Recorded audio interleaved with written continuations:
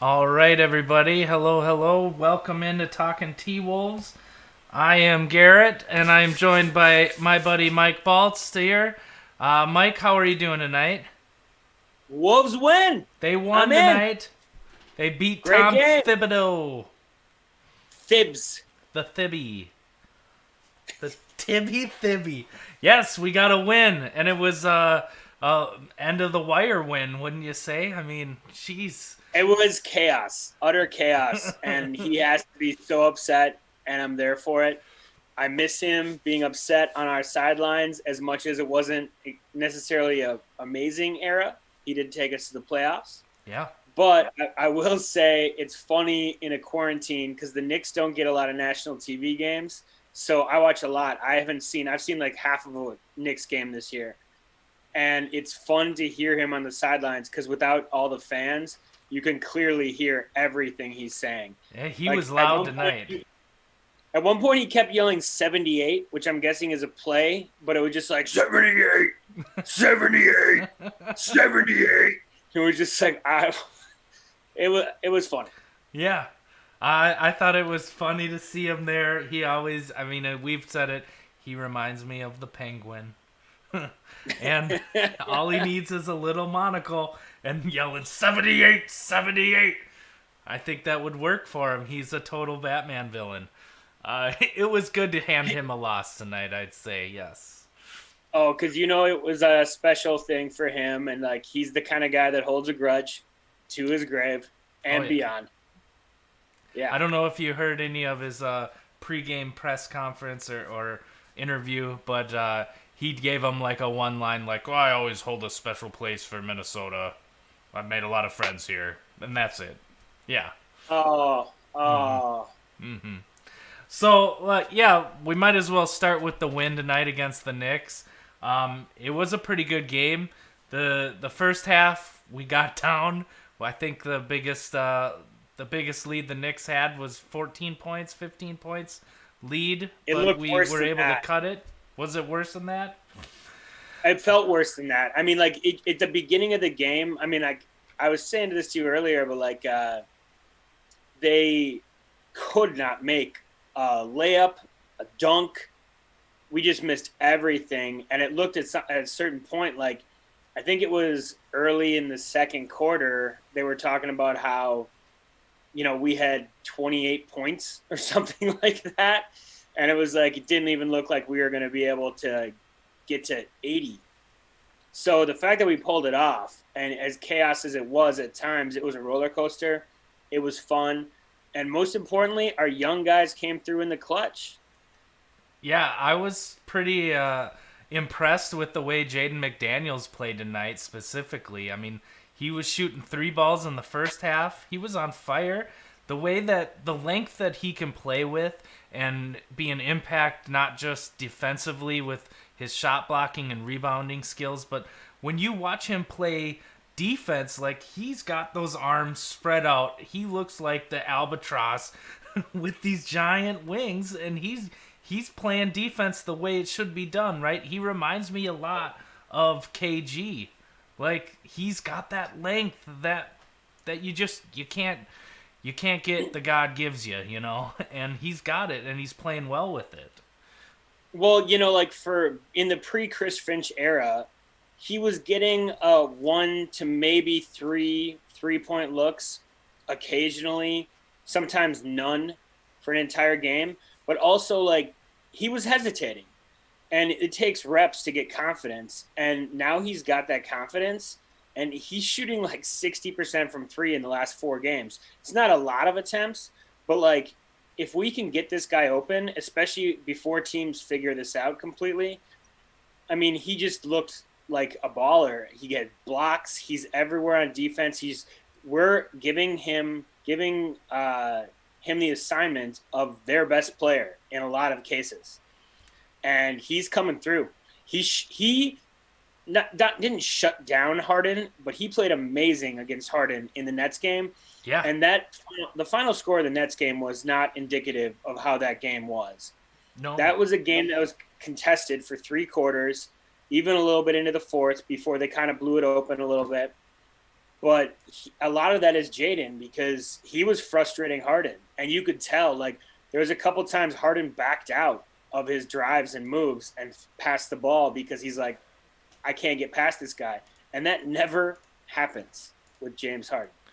Yeah, he locked down Harden pretty good during the Nets game. I can only he's the player the Wolves have needed for a very long time to lock down on defense and provide length and just frustration to the star player. Like imagine if Durant had played, he would match up better than anybody else on the team against him, right? And now he's proving you can trust him to be that defensive player the team needs, right?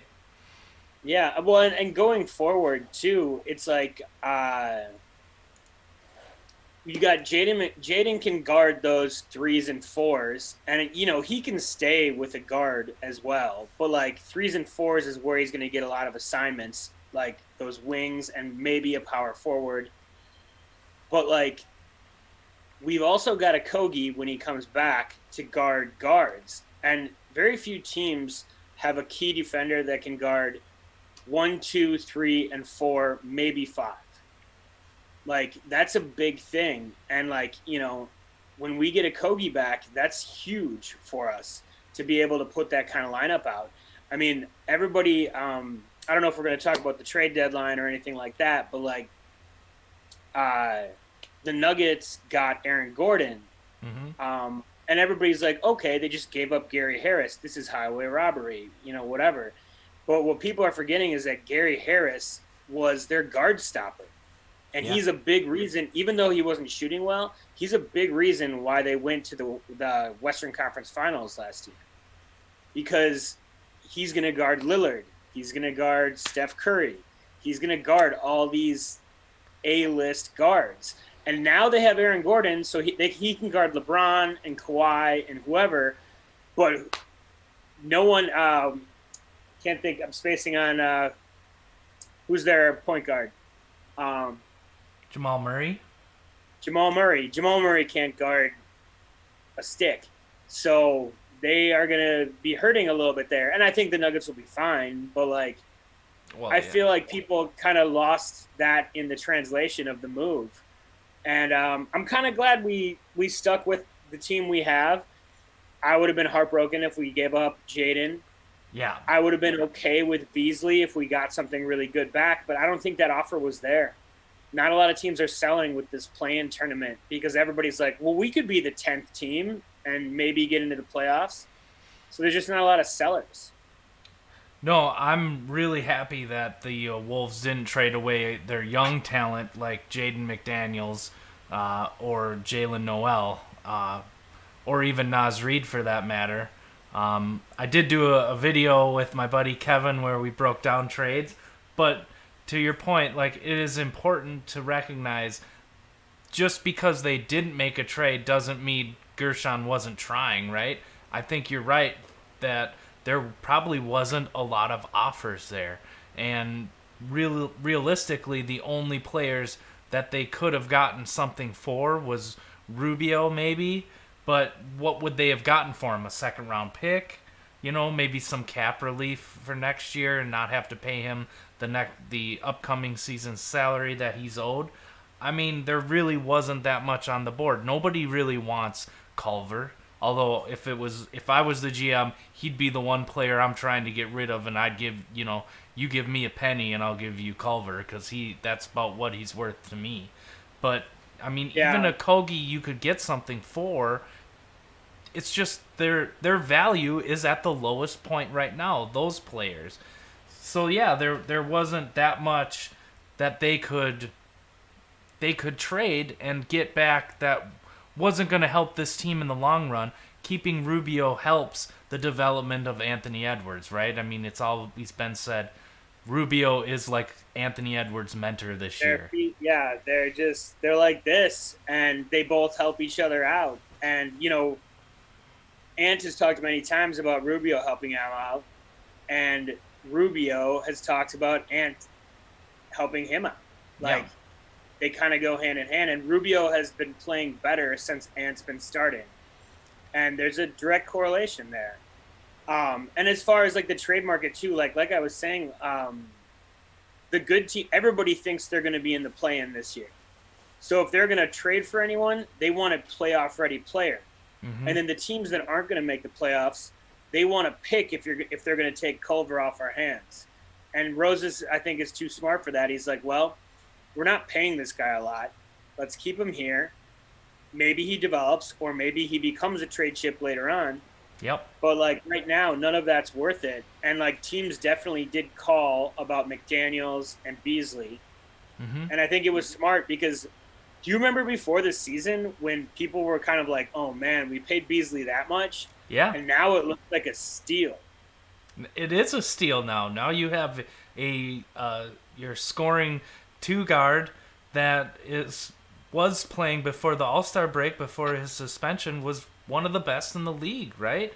And you were paying him pennies on the dollars compared to other shooting guards in the league. So yeah, it was a heck of a deal. But he was unproven. Everybody at the beginning of the year said, hey, this guy is unproven. You can't pay him. What was his contract? $40 million a year, or is he getting paid like? I feel like he's getting paid like 18, 17. I can't remember. But Yeah. like, I mean, like he's 20 plus points a game. He's getting paid like a high end role player, and he's playing somewhere in between a high end role player and a top guy. Like, and he's in the prime of his career, right? I mean, he's ready to prove that he's deserving of a contract, a bigger one on his next contract even. This is his opportunity to start. He's never had that in Denver. So, yeah, he's making the most of it, and the Wolves knew that, and they made the bet. So, I mean, I think the small sample size in Denver, where he didn't get a lot of playing time, the numbers said that he could maybe end up being really good. And I think the one thing about Beasley is he's not always perfect. He sometimes goes too fast on offense, and he's sometimes kind of chaos on defense. But you always get the feeling that he's trying and he can shoot the ball, and he's still kind of getting back his rhythm from the suspension. And I feel like it's going to take maybe next game. I mean, like it kind of came back tonight a little bit, but I feel like he's going to get back that rhythm very soon, and we're going to have so many dangerous scores. Like, we're not going to be perfect on defense. We're getting better. We're getting there. I mean, we held the Knicks tonight to, 100 points? yeah. But It I was think eventually, 101. like, if we can climb up somewhere near average defense, we're going to be a team that can score with D'Lo, Cat, Beasley, and Jaden being able to be a flamethrower in the corner. I mean, just taking tonight's game as an example, it was the second game that they've had the starting lineup with Beasley back in it, and I love that Chris Finch has put Jaden McDaniels in the starting lineup over Vanderbilt. Vanderbilt didn't even play tonight, right? No. So, I mean, they really didn't get much production from the bench for the Timberwolves, and the Knicks bench didn't do anything either. It was all about the starting five tonight, and they proved it. Like, McDaniels, looking at his box score, had 18 points tonight, which it must have been his career high, right? I mean, so they're they do have the talent, to your point. Like, they have talent. They're letting them develop. Jalen Noel has been the game that he played where he went off. It was spacing now. The Pelicans blowout game where he just went off. Like, that was awesome to watch. That was amazing to watch. And because you're waiting for these young players to just have a game like that and start showing what we hope they can be. And Noel, from that game on, has been that. Like, he is the scoring punch off the bench. And it's awesome to see. It's a confidence thing, because going back to the G League, everybody knew that he could shoot and he could score. He was so good in the G League. But he gets to the NBA, it's like coming from college, and all of a sudden, like, the players are bigger and faster, and you get a little nervous. And he had to work through that, and that was like a big confidence boosting game. And I think that, I mean, that's happening with all of them, but I do think now what we saw with Chris Finch is in some of his first games, I mean, he was playing 13 guys. Like he was just trying to get a feel because it's a mid-season coaching change and he can watch film all day, but like he wants to see it in person and see what he sees. And so he was playing these big long rotations and kind of getting working everyone through the lineup. And now I think it's at the point where he's like, okay, we can tighten this, we can tighten that. And if I see that one of you players is not playing well, I'm going to sit you at the end of the game, like Edwards a couple times, or whoever. I mean, he's been pretty fluid. And, like, that's something that I can't remember the last Timberwolves coach that was, like, as fluid with players. Like, Saunders just kept giving us early in the season that D'Lo, Ricky closing lineup. Yeah. And it just never worked. It never worked. And it was like, stop doing this. I don't understand why you keep banging your head against this wall. And I think it's a very old school coaching mentality that probably Flip was into and stuff, where it was like, well, everything deserves a 15-game sample size. Mm-hmm. It's like, sometimes you just got to feel it. And guess what? If that player's butthurt about it, then they're going to play harder next week, hopefully. Yeah. And if they don't, they're out of here. It's motivation, right? I mean, he is trying to motivate these guys. He's got to win them over somehow in the middle of the season. A lot of these guys wanted to play for Flip. I know Carl did, but he has to win them over, and he's got to show them, number one, he's the head coach. Number two, he wants them to trust his judgment. And number three, they wants them to play the way he wants them to play. But Chris Finch even said in interviews right after he got hired that he wants players to make the decisions on their own. Like, he doesn't want to have a set philosophy that he follows. He wants to give them the tools that they can use to play within themselves. And I think that's what we've seen so far in his coaching tenure, that, like, they're playing defense differently, right? They're not playing so much zone. They're playing a lot of switching defense. They're scrambling a lot, and they're covering each other's backs, which is awesome to see. So far, it's kept games pretty close. There's been a few blowouts that haven't been fun to watch, but so far, it seems like his philosophy is, hey, you guys are going to make mistakes because you're young, and he wants to teach them how to play within their abilities, right? Absolutely.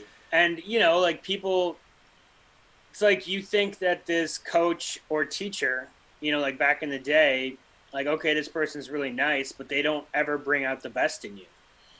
And, you can be a nice person and still bring out the best in people. I believe that.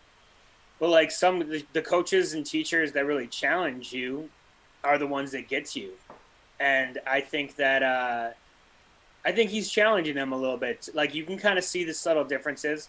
I would say the only one that maybe hasn't changed too much but is still doing great is Ant. Ant still be stepping 1 foot inside the three-point line and jacking up a shot.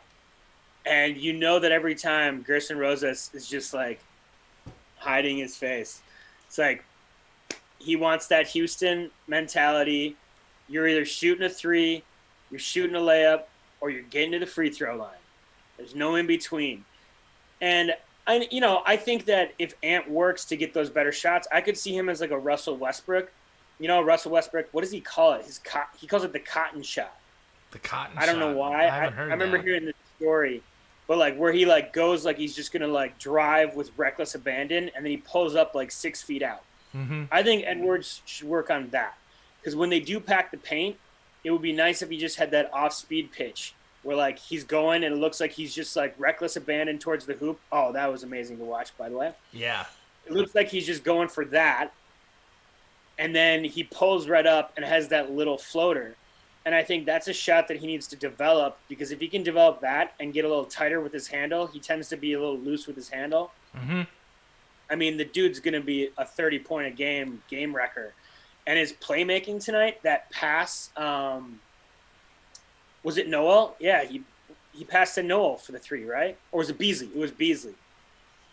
Where he drove in, scored on the previous possession, then they brought it back down, and he drove like he was going to go, and there was a wall in the paint, and he kicked it out to Beasley for the three. And then they had the big chest bump. I loved it. Like That was to take the lead, right? Yeah, and that was that was it, man. Like, and I love those two are the energy of our team right now. And sometimes Vanderbilt, when he has a good game, he can be some of that energy too. But he's still, you can tell he's like a shy, energetic guy. Whereas Ant and Beasley are just, the alphas of energy. And that's something the Timberwolves, I love it. I agree, man. I think that the Wolves, Anthony Edwards specifically, has really shown that he's grown since the All-Star break and since Chris Finch has taken over the team.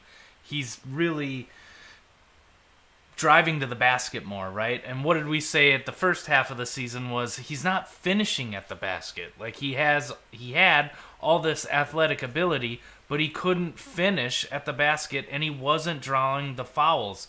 And now at least he's drawing the fouls. I think his finishing at the hoop has improved quite a bit.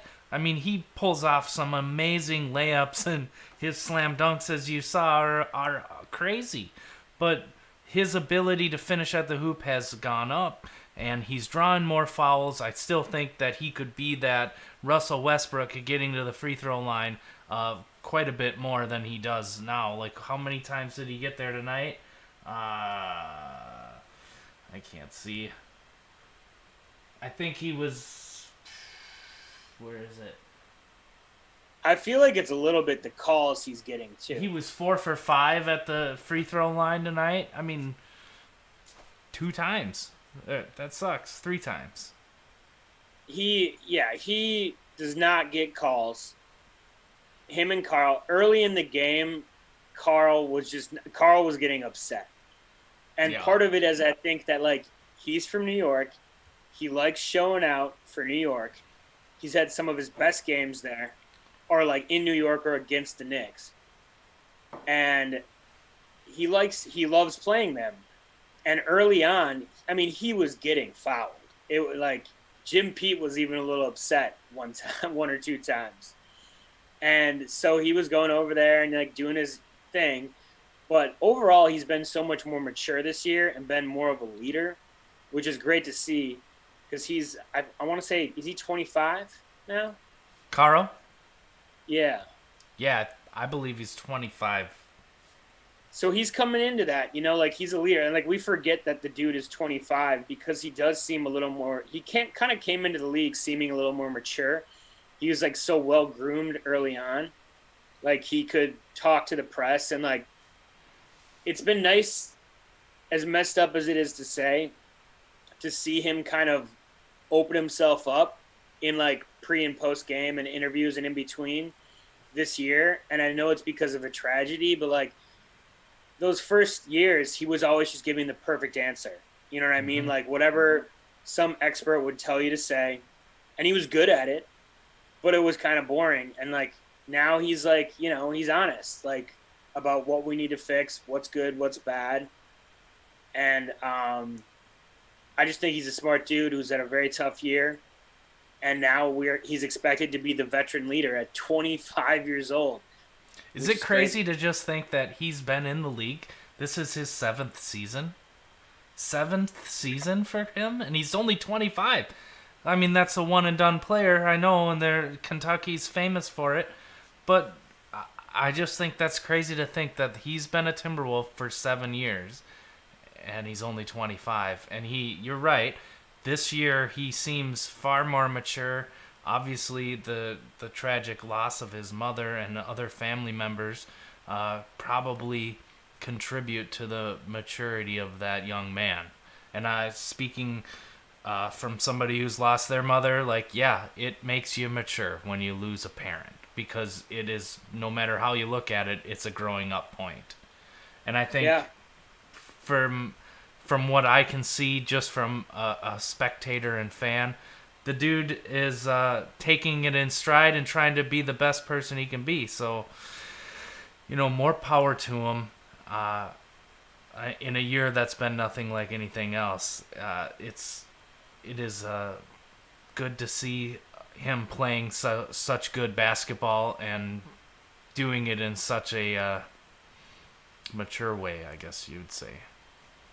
Yeah. And even his emotions, like, like there was like petty emotions, I feel like, when he was younger. And like this year when he's upset, like you can tell because he's been like holding it back. Mm-hmm. He hasn't gotten calls all the time. And then when like something happens that's ridiculous, he like lets it out. You can hear him. And I think part of it too is that with less fans, you can just hear him. Oh, by the way. Yeah. They were supposed to release yesterday. I haven't checked my email. For letting people into the Wolves games. Yes. They're supposed to be letting like 10,000 people in the stands, I believe. Let me just check this real quick, because I want to go to a game. Yeah. I agree. Tickets on sale now. Nice. Heck yeah. Let's go see some Wolves.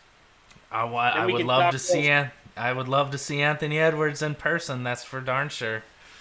Garrett, I think you should just bring a whole mic set up there, and we won't, maybe not video, but like with the separation between people, I feel like you could actually like record a live podcast. You could just be Jim Pete and Dave Benz.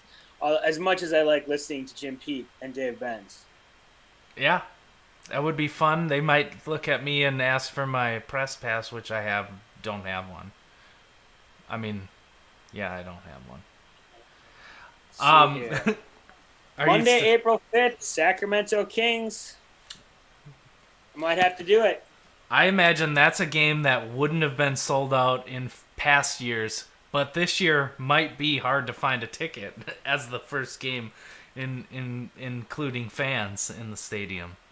Yeah, I'm checking it out now. I don't know how close they let you sit, but I would imagine that it's possible too that like they raise the prices up because there's less people. So probably. Yeah, it would be good. Let's talk about the upcoming schedule since we're on that. The next game they play is Friday. Friday against the Grizzlies in Tennessee. Does it say what the record is? I can't read that on my screen. No, it doesn't. And then I just screwed it all up. Scroll down. Well, the cheapest ticket you can buy to this game is $60 before fees to see the Sacramento Kings. $60? So it must all be lower level, I imagine. It's all lower level for sure. Yep. I'm scrolling through here. It won't let me select the thing. Okay.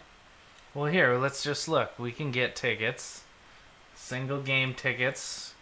This is for everybody at home. This is how easy you can do to get tickets. We want the Sacramento Kings. I hope it shows your credit card number. Yeah, I don't think I have my credit card number in the... Oh, I have to leave. I'm in line right now. I can't even look and see what they are. Oh, no, it's just a second, and then it takes you out of it. What the hell? All right, yeah, well, we'll do that another time. These tickets are not cheap. But they're going fast. According to the line at 1 a.m. Central Time, there's a lot of people in line right now. They must have just became available. Someone tells me that's a fake line because sometimes it seems like we're the only Timberwolves fans in the world. Yeah. Unless you go onto Twitter, and then they're there. They're few and far between.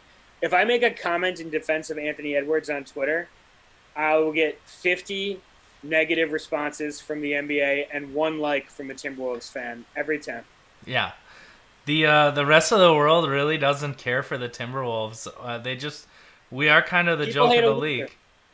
We have the worst record of any professional sports team throughout our entire history. And, we've definitely had some bad luck, like any franchise like this. But, also, so what? What am I supposed to give up? I got made fun of for wearing my Timberwolves starter jacket to work the other day.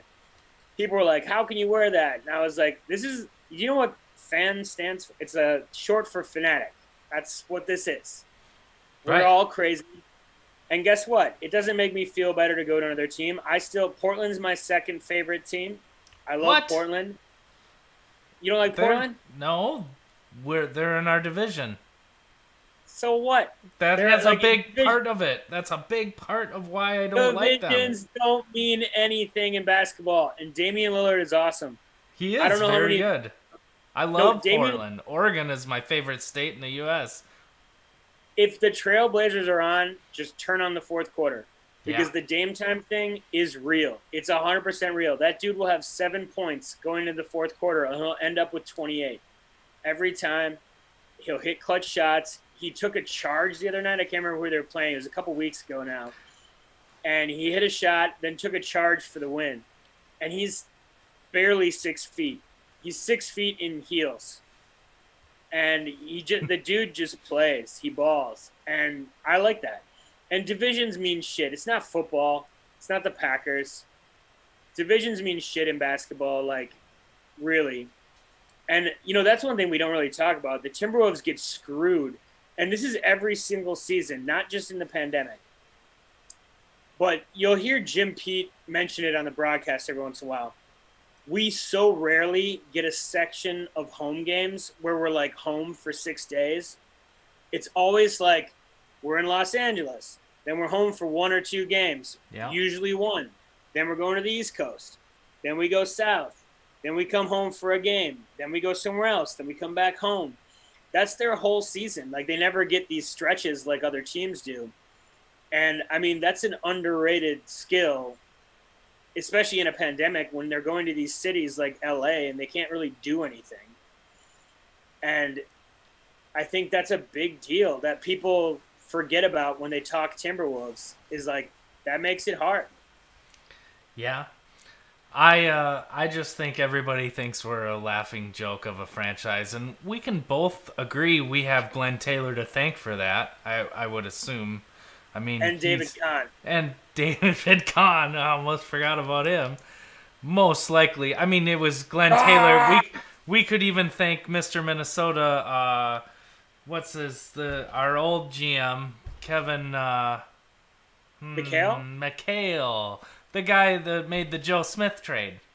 I mean, that's really where it all begins. Or maybe it begins from the Minneapolis Lakers leaving to go to LA and winning championships after we were going to be a great team. I don't know. Probably has something to do with it. I've seen Kevin McHale twice in person, and neither time was in or at a basketball game. Nice. Were they both at a Chipotle? Neither was at a Chipotle. Bummer. One time I was going to a Vikings game at the Metrodome, and he walked by me outside. He's pretty recognizable because he's 7 feet tall, and he's got that weird Kevin McHale Frankenstein hunchback. And then the other time was last year, 2 years ago maybe. I was up at my girlfriend Megan's cabin, and they're like, "Oh yeah, Kevin McHale has a cabin, 4 houses down on the lake." And I was like, "Oh, cool." And we went out to this like dingy pizza pub, and of course, like this group of 4 7-foot kids. I mean, they were probably like 20s or 30s, whatever. Walk in, and I'm like, "This has got to be his family." And then he walked in. Yeah. But everything you hear about him, like he was a terrible GM. He was an okay coach, maybe to some teams, but as a player and as a person everybody who's met him has a story about like some crazy joke he told or story or something. So I bet he'd be a cool guy to hang out with. Yeah. But some of those guys can't run a basketball team. Not everybody is built for stardom, right? I mean, David Kahn showed us that. The meerkat. Only Ant is built for stardom. I hope Carl is as well. I mean, the dude is the best shooting center in the history of the NBA, in my opinion. You ever seen a center drain 46% of his threes? I mean, just look no further than Andrew Wiggins to tell you what the Minnesota hole is. People were going gonzo about his stats at the beginning of the season, And I'm looking at him, I'm like, okay, he's got like an extra block a game, Mm-hmm. but this is the same stats he's had for 4 years. Like, Yeah. you just didn't watch any Minnesota games, and now you're seeing him because that's the other thing. The NBA, I don't understand it, but the NBA keeps broadcasting Warriors games. They need that NFL flex schedule because at times the Warriors have barely fielded a playable team, and they are on every night on TNT or ESPN. And it's like, there's some times when there's like a really good game. It's like Portland, Brooklyn, Yeah. and they're broadcasting the Warriors and the Magic. And it's like, what is this? Like, I don't understand why this is on Why TV. do I want to watch this? I mean, Steph Curry makes some good shots, but No, sometimes Steph Curry's out. yeah. And so it's like, what are we doing here? And the best part is like the correlation between Draymond Green playing well is basically how many of my other star players do I have on the court?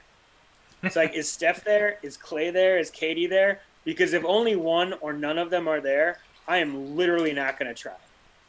Which made it hilarious. Did you hear about this? The other day, he was talking in the post game or whatever about how he's the greatest defensive player in NBA history.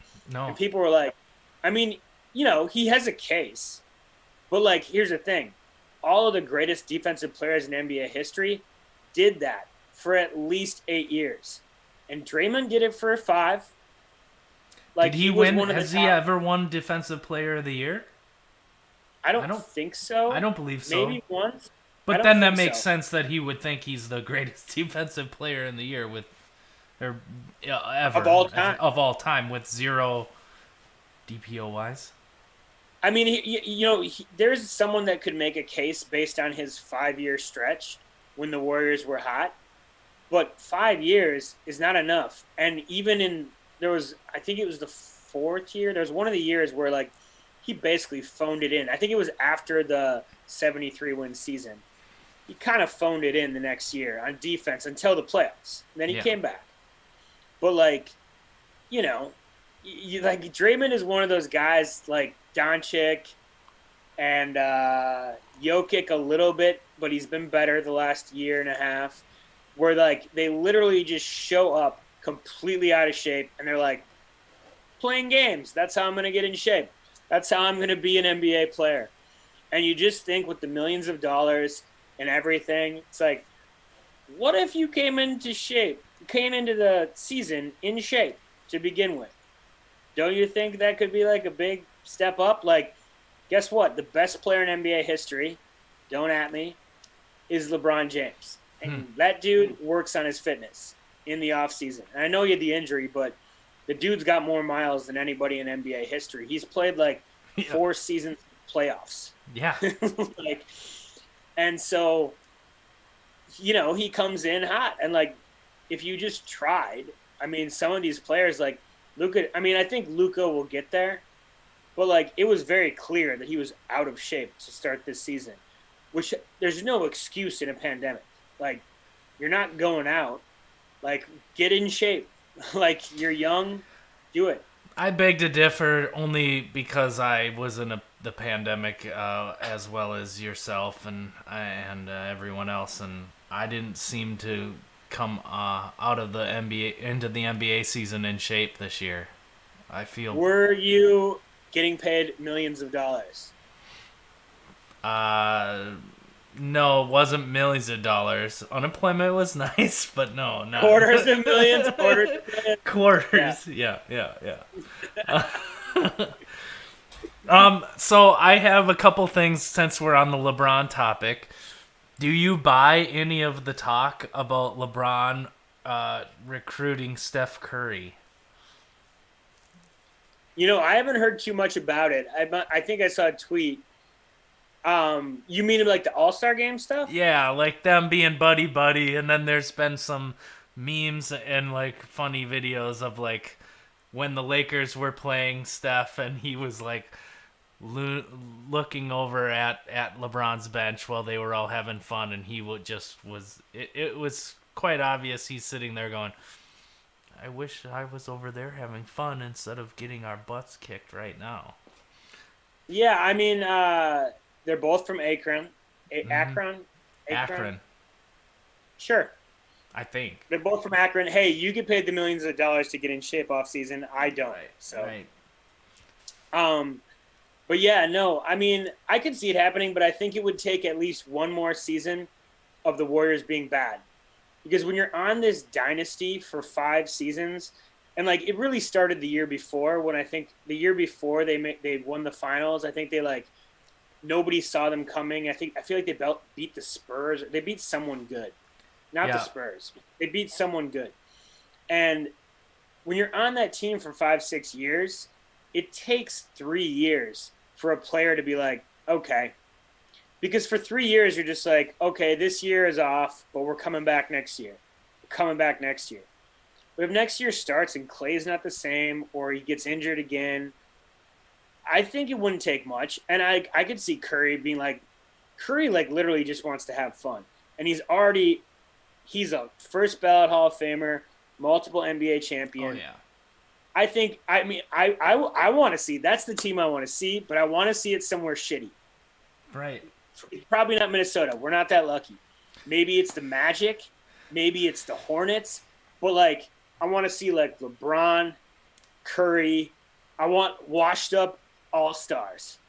Well, it'll be whatever team gets LeBron's son, Bronny. Yeah. It'll be whatever team gets him, I imagine, within 3-4 years, right? Because how old is Bronny? I want that. Sign me up for that wherever it is in the NBA. I want the plus 35 all-stars. They're all like, look, how about this? Nobody gets a max. We all get $15 million a year. Every single player gets $15 million a year. We field a roster that can play NBA. There's going to be some nights where we don't care. We're just going to squeak into the playoffs, and then maybe we'll all try.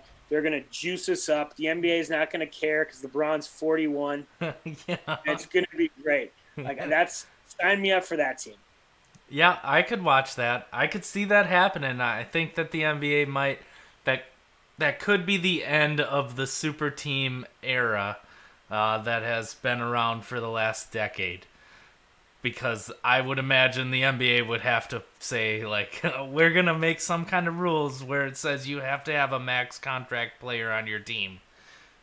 Just to avoid that issue of everybody getting $15 million, being happy with it, and putting together this supermax team. I don't know.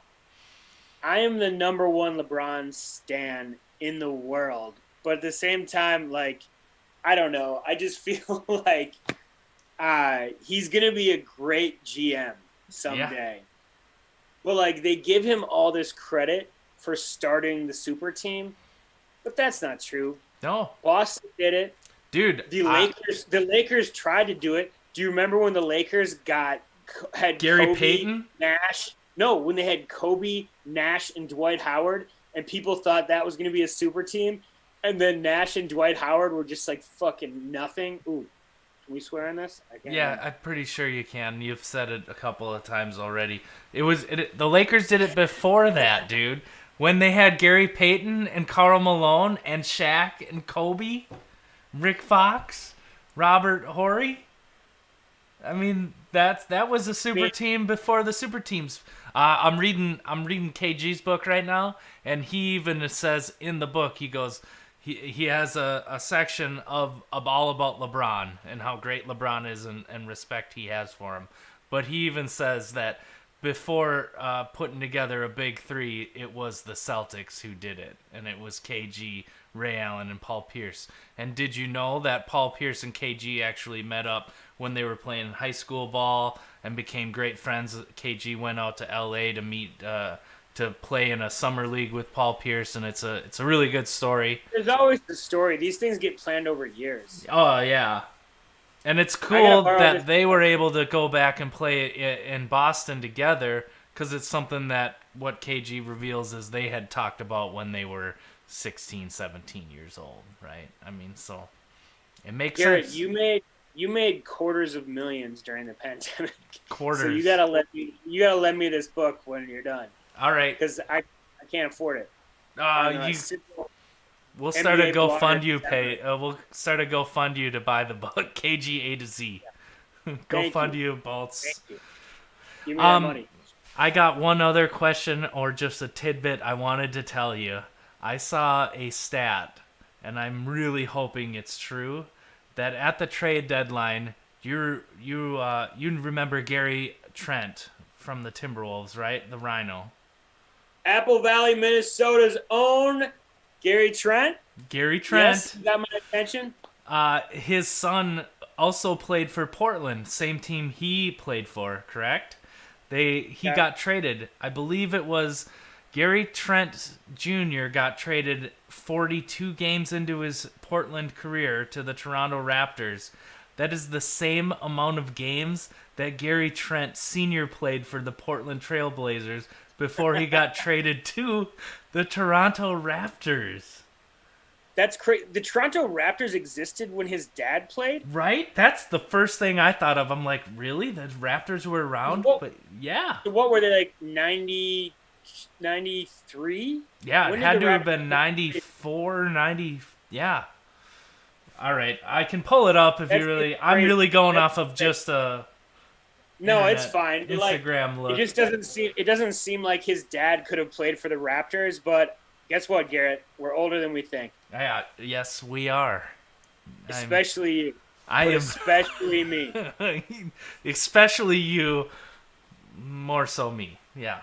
Okay, I get it. That's funny. I just wanted you to know that because I knew the Apple Valley, Gary Trent, and all that, and you.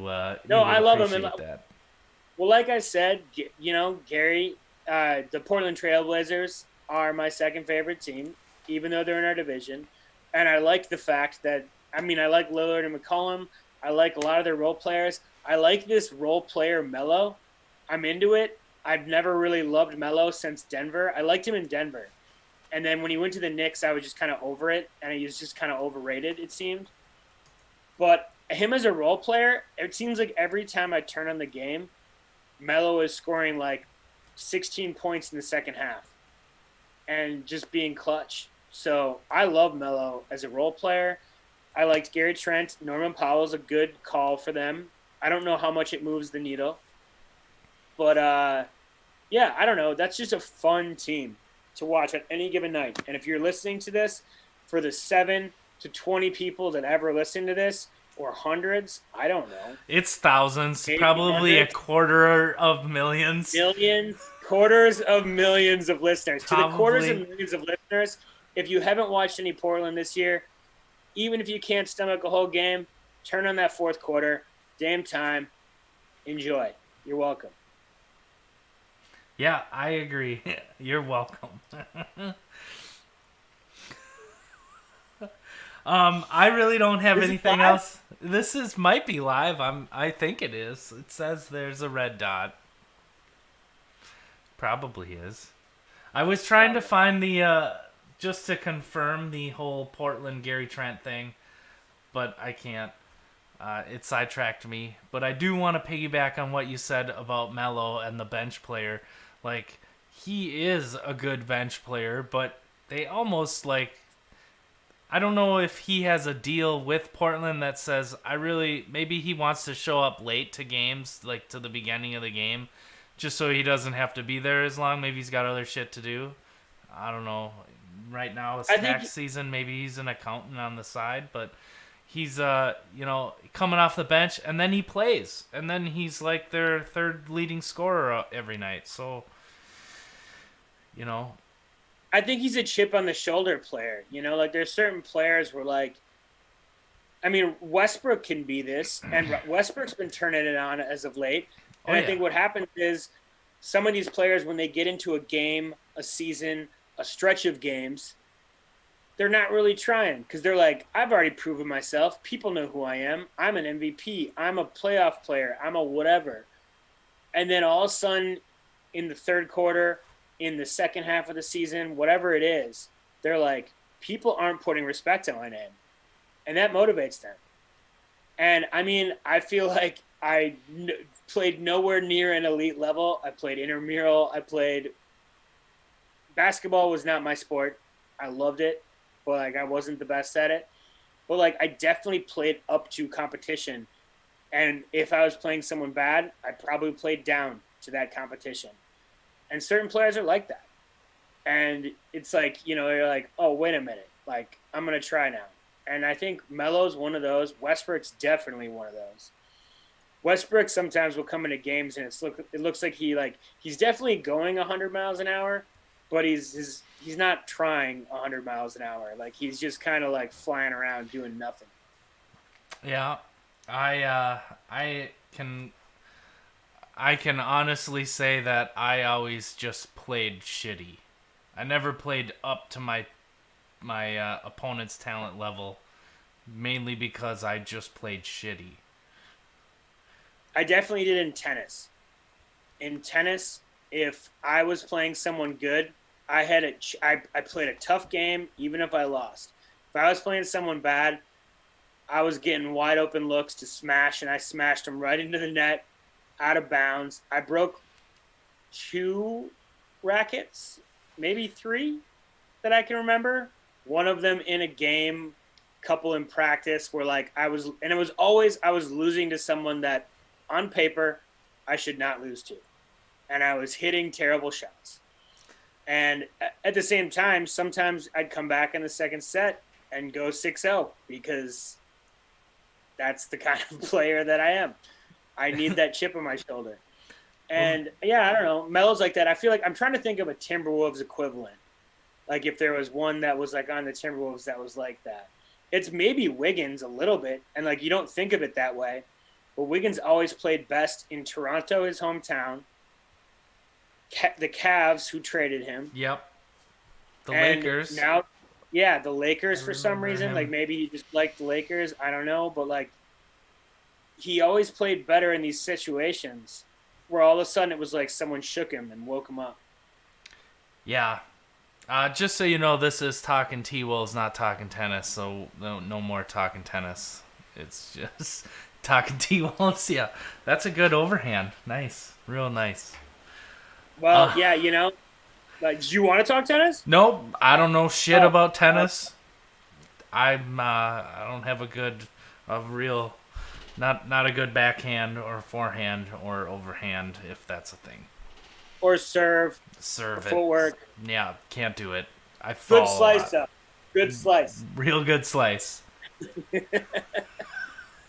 I would agree Wiggins is that player. I can't really think a current player on the team that would do it. I would say Culver, although he just hasn't met an opponent that he plays up to yet.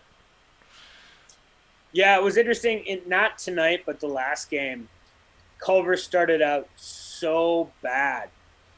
And then in like I feel like the end of the first half, he had a stretch where he had like a couple baskets.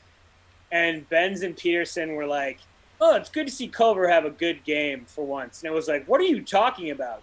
He dribbled into traffic like 6 times in the first quarter and then just threw the ball away. Like 6 times. Like, what game are you watching? And I know that he's coming back from an injury and it's going to take a while because he doesn't get a lot of playing time. I'm kind of losing faith in Culver. I don't even know if he's tradable.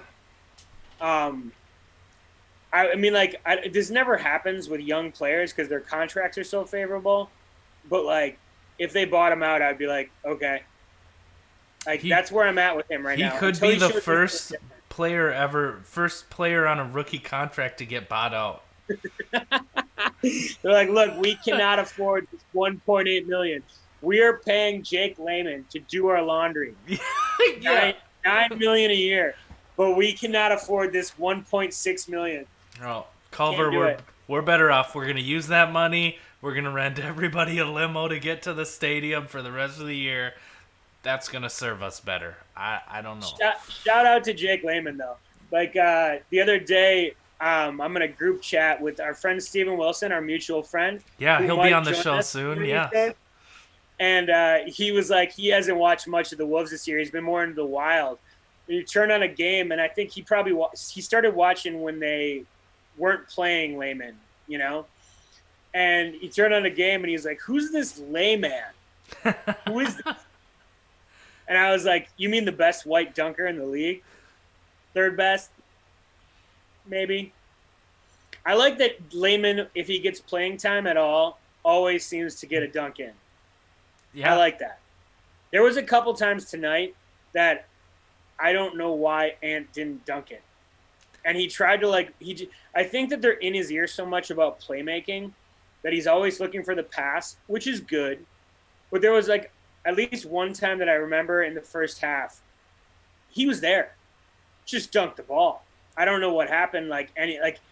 He sees a defender in front of him, but it's like if there's one guy in front of you, unless it's Rudy Gobert, you're gonna dunk. Just dunk. Just get up. I think Anthony Edwards is looking to dunk on somebody in every game, and but he's looking at it sometimes when he sees a lane. Yeah. But sometimes he doesn't need a lane. He's got the up. He's got the body. If there's a guy standing right under the hoop, unless that guy's a 7-footer who can jump, he should still dunk. Did you see the Culver dunk attempt that did not qualify as a dunk tonight? Yeah. It was fantastic.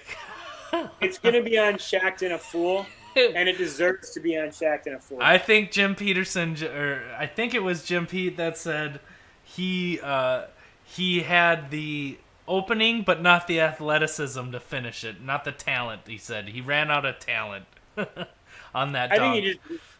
I think he's still getting it back, and he still hesitates. And there's so many of our young guys that hesitate. And Jaden McDaniels, going back to him, and I know we kind of touched on this earlier, but he's always open at the 3-point line. Yeah. He's like 6'9", right? 6'8", but he's got those long arms. And there's times when I'm screaming at my TV, shoot the ball, because he can shoot. So he's shooting at a high percentage. Shoot the ball. And he makes these passes. Same thing with Nas, especially when Nas could shoot the three better. He's had a little poor stretch. You're always open. So when you get the ball at the 3-point line, you should be shooting it 90% of the time.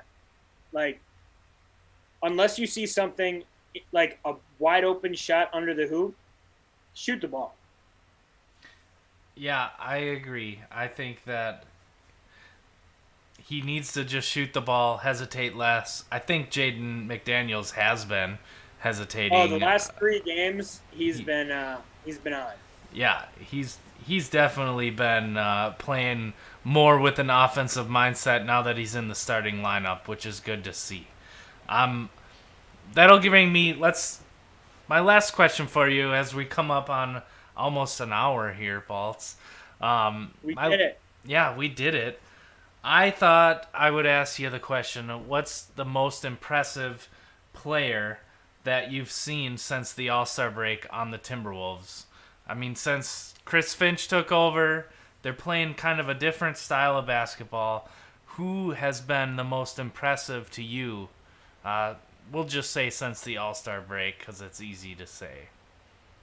Yeah, well, I mean, I think that, we lost those first couple games when Finch took over before the All-Star break, and everybody outside of the Minnesota tiny Timberwolves fan base doesn't realize, this guy didn't even get a full practice before his first head coaching game.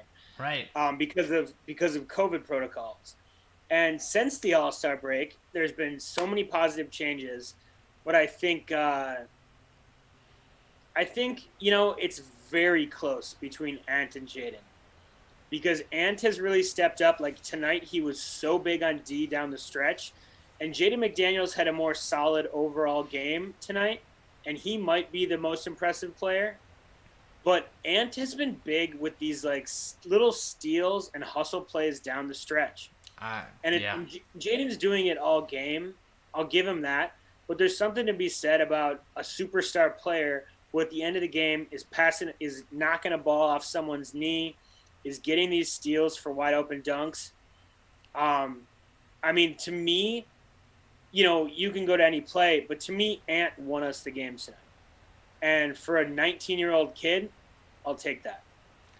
I agree. I totally see where you're coming from. His defense and the way he's kind of stepped up in the last few games, he has a presence. He's made some big plays, specifically his steals. But the way that he's taken on the challenge of playing defense against that player who's going to isolate and take him one-on-one. He's ready for that challenge, and that is awesome to see. Can I say the one hole I've got, though? I mean, there's obviously multiple holes. He's a 19-year-old kid. He's not there yet. I was taking notes because we haven't done this in a little while. And in every single game, I have the same note for Ant. Ant, I know you're not going to hear this, but if you are, or if you know someone who knows Ant, you can tell him this. If you're guarding a three-point player on the weak side, just stay with him. We've been giving up so many wide-open threes because Ant is like 12 feet off of his man, but he's at the same time in no position to help the player under the hoop guard that guy. So he's like trying to shift down, like to help defense for like some post player. We just keep giving up threes. And, you know, Jim Pete's talked about it a little bit, but like, obviously when I watch the games now, especially when Carl's out, a lot of my attention is going to Ant on offense and on defense and what he's doing. And he is always ball watching in a way that's detrimental to our defense. And if he can learn to just stick with his man, I think we're going to go a long ways. And, hey, we're playing almost 500 balls since the All-Star break, by the way. I wouldn't say that's 500 ball. We're 5-13 with Chris Finch. I guess that's before the All-Star break. Yeah, but that's including before the All-Star break. Yeah. So you take those 3 or 4 losses off. Yeah, you're right. I think it's 4. It's either 4 or 5. Stat. Yeah, give me since the All-Star break. All-Star break was when? It was after the...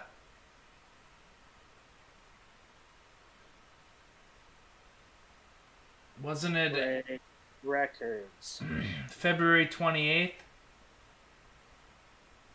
And then we had a week off. Wednesday, the last game we played before the All-Star break was the Hornets, March 3rd. Then we came back and played the Pelicans and blew them out. And that was the first game after the All-Star break. So, yeah. Okay. We are... If we just we're look 5-7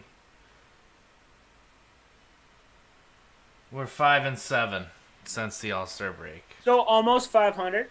Yep. Oh, I think I just lost my audio. No, I hear you. You're jamming.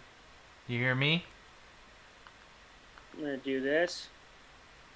Did your speaker died? Yeah. Do you want to elaborate on why your speakers don't work? No, I would not. Maybe next week, if you tune in next week's podcast, Talkin Wolves, maybe I'll tell the story. All right. Yeah, that's a good idea. I think also, my girlfriend will be back, and maybe I won't. Yeah, probably not. I don't know. Maybe she'd like to hear why the speakers. Now that sounded much worse, actually, than what it is. Yeah. It's bad, but it's not that bad. It's not that bad to where she would be upset. Let's just leave it at that. That's a good teaser in the business. Baltz, they call that a teaser. Are you familiar with that? Yes. Mm-hmm. Yeah. I make eights of millions, so I am familiar with the industry term. Teaser.